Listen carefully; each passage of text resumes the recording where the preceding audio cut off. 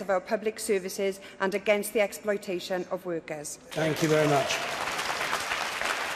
Well, let's try and argue about some of the points that Leon Matthew put forward. Natalie Bennett, he said, remember, immigration has put public services at great risk, and I wonder whether you agree with that. And Nigel Farage said he'd like to see an Australian system of immigration control. You said earlier you came from Australia. I wonder what you think of that. Well, what I think is that we need to, first of all, celebrate the free movement of people in the EU. As Nicola said, that's a huge potential opportunity for people of Britain to move around the EU, just as we benefit from people from the EU coming here. In terms of the rest of the world, what we need for the non-EU immigrants is a fair, humane and controlled system. What we have at the moment is controlled, but it's neither fair nor humane. And if we look at the way we're treating refugees in this country, a quarter of the appeals against asylum refusal are successful. These are people who are refugees we're not treating fairly. We need a different kind of system, a fairer, humane system that acknowledges that lots of British people can't live in their own country with a non-EU spouse or partner because of unfair and unreasonable immigration rules. We need to be fair and reasonable. And I just want to pick up on the NHS point. You know, Nigel Farage says he's worried about the effect of immigrants on the NHS. 1 in 4 doctors is foreign-born. 40% of NHS staff are foreign-born. All right. Nicola Sturgeon, you said in your opening statement that you wanted strong controls, I think those were your words, on immigration. What kind of controls would you like to see? Every country has to make sure its border is properly regulated and monitored, that we don't have people coming into the country who have no right to be here. So I think everybody accepts strong and effective immigration controls, but we need to make sure that we have immigration that is right for our economic needs.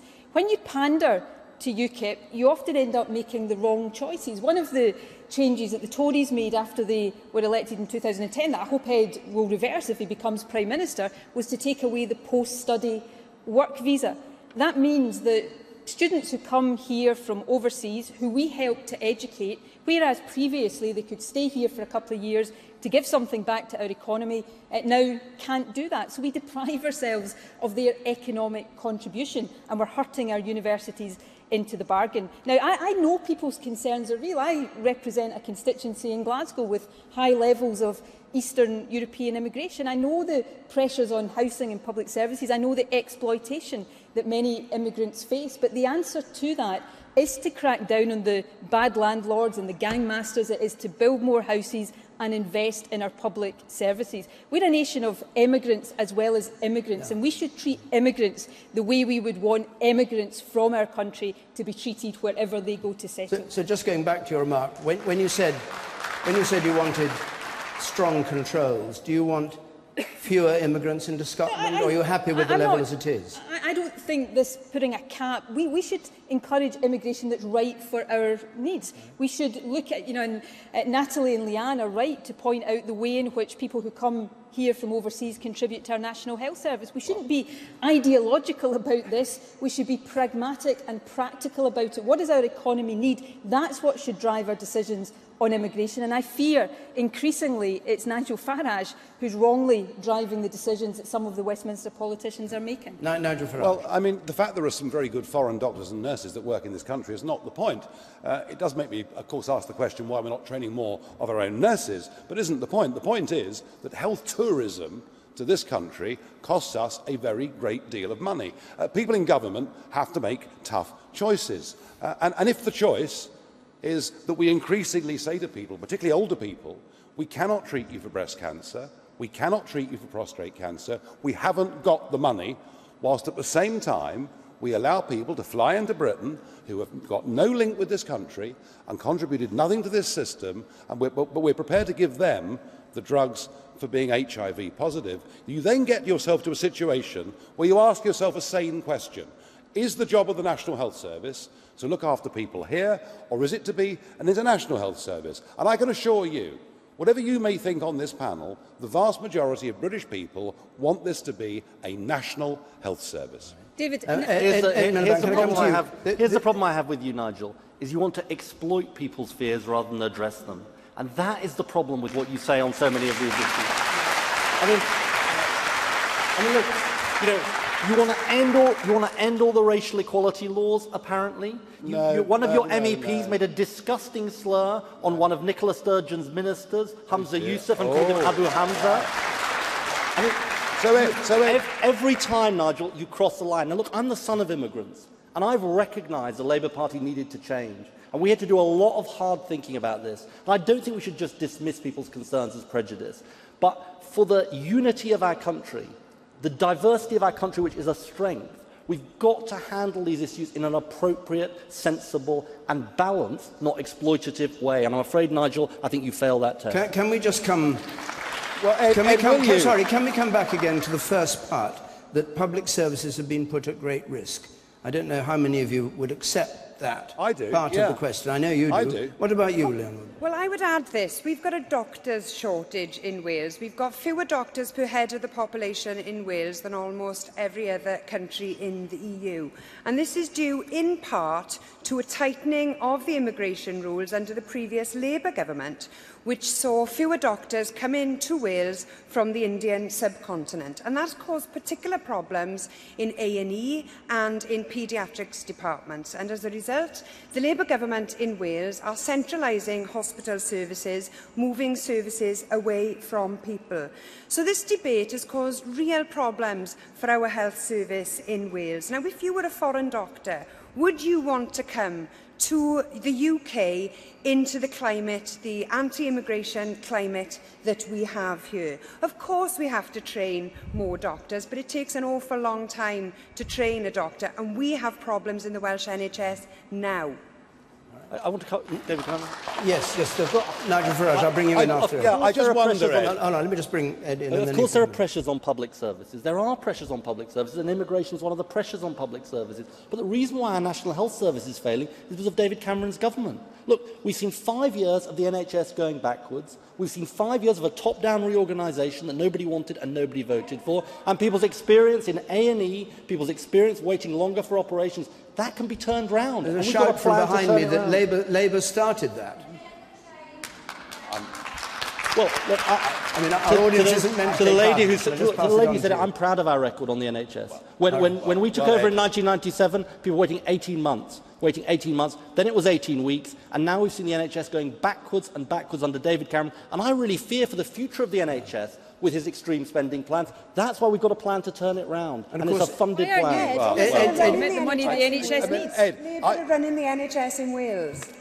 It's not good, you know. And the argument you've made, Leanne, is that David Cameron has cut the Welsh budget so much that that has led to cuts in Wales. And the truth is, the NHS is struggling in Scotland because Nicola hasn't met her A&E targets for 5.5 years. It's got challenges in Wales. It's got challenges across the country. The answer is to have a proper funding plan for our national health service. All right, let's not get diverted into a debate on the NHS, which took up a lot of time in the first debate. But Nigel Farage, do you want to come in? I just want to say that I think Ed is trying to defend a record that wasn't all that good, really, was it? You were the guys that brought the big private equity boys in to the National Health Service and privatised a large chunk of it. You were the people that saw the massive growth of MRSA. You were the people that saw presided over the Mid-Staffs Hospital. But my question to you, if you become Prime Minister, will you run a national health service, or will you continue it to be an international health service? And that is what voters want to know. Well, I'll answer you directly. Look, there are rules in place and they've got to be enforced so that when people come here from other countries,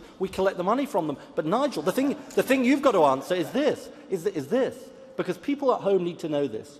You don't want the National Health Service. You want a private insurance system of healthcare. You've said it on the record. You've said you want to return. And just to come in on something that you, Miliband, that's your real agenda, and you'll support David Cameron with his plans to privatise the National Health Service. And Miliband, we have not. No, you cannot conduct this debate. Nigel, can you just pause a moment? We're not debating the NHS.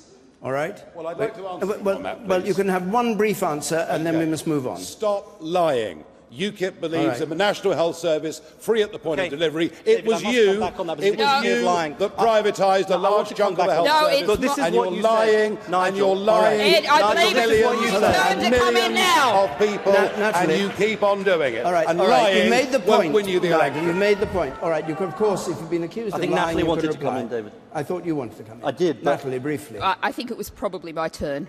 I do want to say something to you, Ed, that you are on the record about.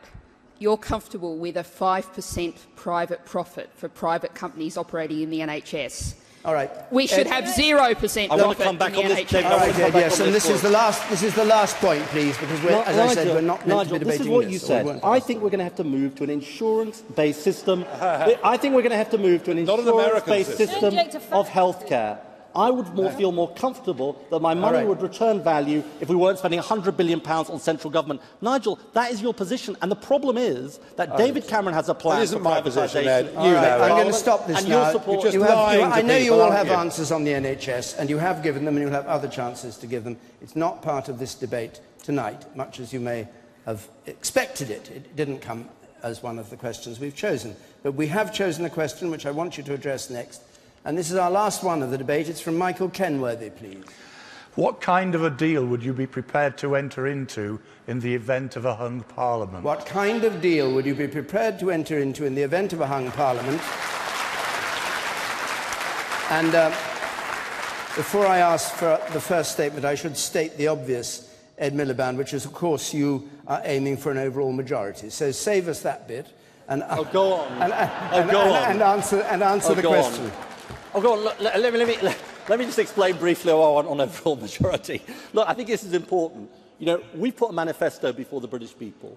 You get to decide in 3 weeks' time which is the government of this country. I think, frankly, this coalition government has become an excuse for broken promises. Nick Clegg broke his promises on tuition fees. David Cameron broke his promise on VAT.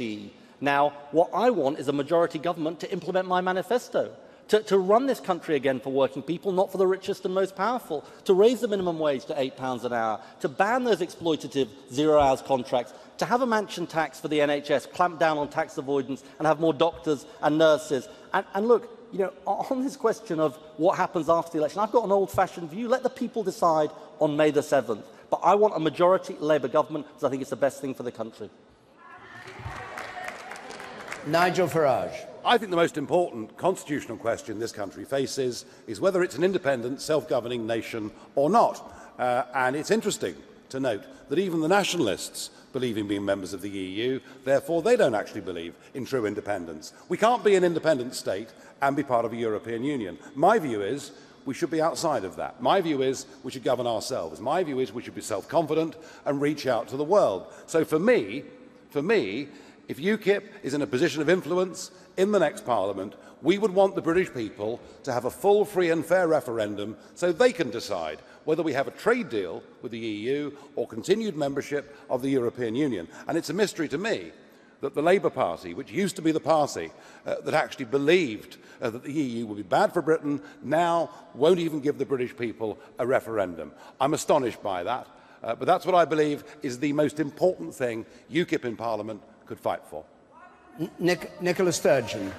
Well, the most important deal I want to do on the 7th of May is with the Scottish people so that we can make Scotland's voice heard loudly and clearly in Westminster.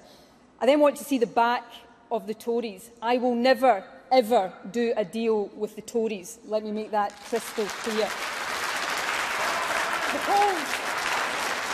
The polls, though, show that Ed isn't strong enough to get rid of the Tories on his own.